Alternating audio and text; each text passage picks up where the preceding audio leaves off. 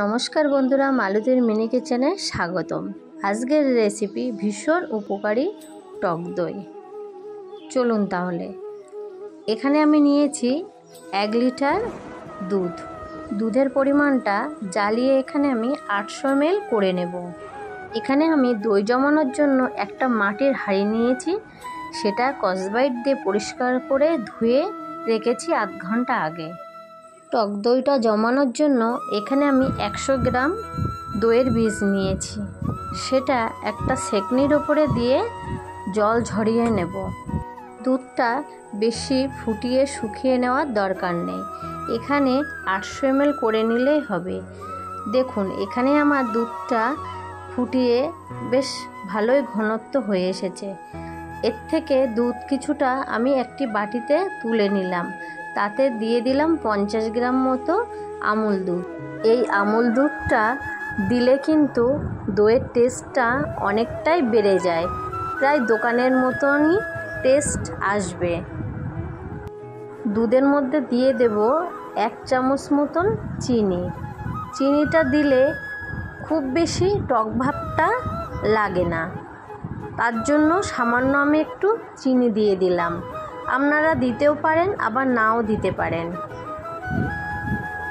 দেখুন এখানে আমার দুধটা জাল করা হয়ে গেছে, আর গোলানো আমুল দুধটাও এর ভিতরে ঢেলে দিলাম। দিয়ে এবার দুধটা ঠান্ডা করে নেব। বন্ধুরা, আমরা বাড়িতে সহজেই কিন্তু এই টক দইয়ের রেসিপিটা বানিয়ে নিতে পারি। আর হ্যাঁ বন্ধুরা, আমার এই টক দইয়ের রেসিপিটা আপনাদের কেমন লেগেছে জানাবেন। ভালো লাগলে লাইক, কমেন্ট, শেয়ার ও সাবস্ক্রাইব করতে ভুলবেন না। আমি এখানে যে মাটির হাঁড়িটি নিয়েছি দই পাতার জন্য, তার গায়ে বেশ ভালো করে টক দইটা একটু বেশ লাগিয়ে দিলাম। এই দইটা এর ভিতরে লাগিয়ে দিলে দই বসার পরে আর দইয়ের ওপরে জল কাটে না। আপনারাও এরমভাবে করে দেখবেন। টক দইয়ের বীজটা এখানে ভালো করে ফেটিয়ে নিতে হবে। নেওয়ার পরে সামান্য তাতে দুধ দিয়ে ফেটিয়ে নিতে হবে। এবার দুধটা ঠান্ডা করার পর এর ভিতরে ব্যাটারটা ঢেলে দিতে হবে। চামচের সাহায্যে দুধ আর টক দইটা ভালোভাবে একটু মিক্সড করে নেব, যাতে ভিতরে কোনো দইয়ের লাম্পস না থাকে।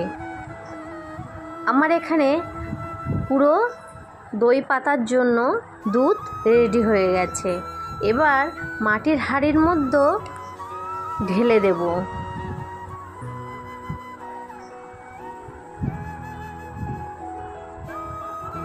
দেখুন এখানে আমার কমপ্লিট হয়ে গেছে।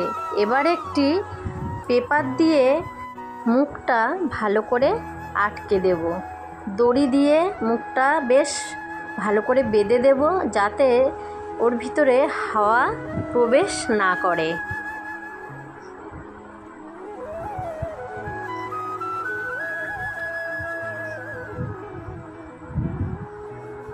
দইয়ের পাত্রটা এবার একটু সমান জায়গায় রেখে দেব।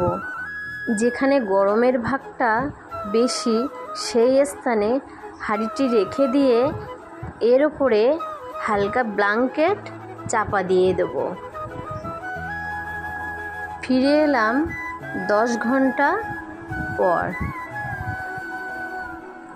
10 ঘন্টা পর ব্ল্যাঙ্কেটগুলো সরিয়ে দেখব দইটা কেমন জমেছে। দেখুন বন্ধুরা, এখানে আমার দইটা পারফেক্ট জমেছে, একটুও জল কাটেনি কিন্তু দইয়ের মধ্যে, আর দইটা সম্পূর্ণ বসে গেছে। এবার ঘন্টা 2 জন্য নর্মাল ফ্রিজে ঢুকিয়ে দিলাম। 2 ঘন্টা পর ফ্রিজ থেকে বার করে পরিবেশন করলাম। দেখুন বন্ধুরা, এখানে আমার টক দইটা কিন্তু পারফেক্ট জমেছে এবং খেতেও খুব টেস্ট হয়েছে। আপনারাও এমনভাবে বানিয়ে ফেলুন। সবাই ভালো থাকবেন।